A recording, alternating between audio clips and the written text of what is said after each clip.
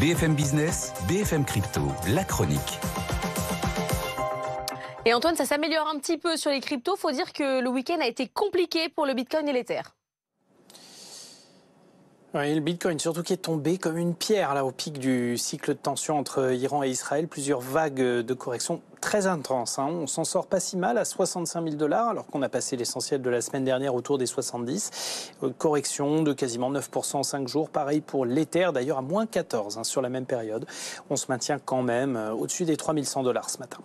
C'est marrant, Antoine, parce que les cryptos sont presque plus impactés que le pétrole sur le conflit entre Israël et l'Iran. Ouais. Antoine, malgré tout, quand même, retour sur les fondamentaux. Gros coup, les ETF Bitcoin et Ether qui pourraient être autorisés sous peu à Hong Kong. Peut-être même aujourd'hui, croit savoir la presse locale, mais ça pourrait être un nouvel appel d'air absolument extraordinaire pour l'industrie, pour les cours bien sûr, quand on observe l'impact que ça a sur le marché américain. Et puis fondamentalement, là, Hong Kong, c'est vraiment le centre névralgique pour toute l'Asie en ce qui concerne les cryptos. Et le feu vert réglementaire devrait être très très rapide désormais.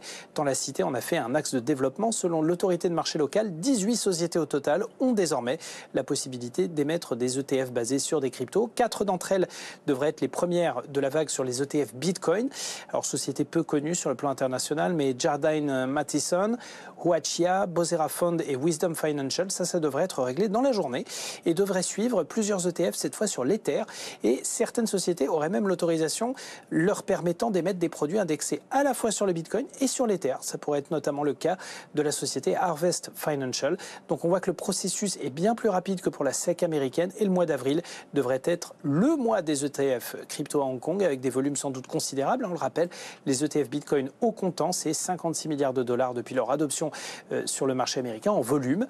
Les clients asiatiques et chinois en particulier sont attendus en très grand nombre à Hong Kong dans les semaines à venir. De quoi sans doute peut-être aussi fournir une base assez solide pour les cours du Bitcoin et de l'Ether en ce moment. Merci Antoine.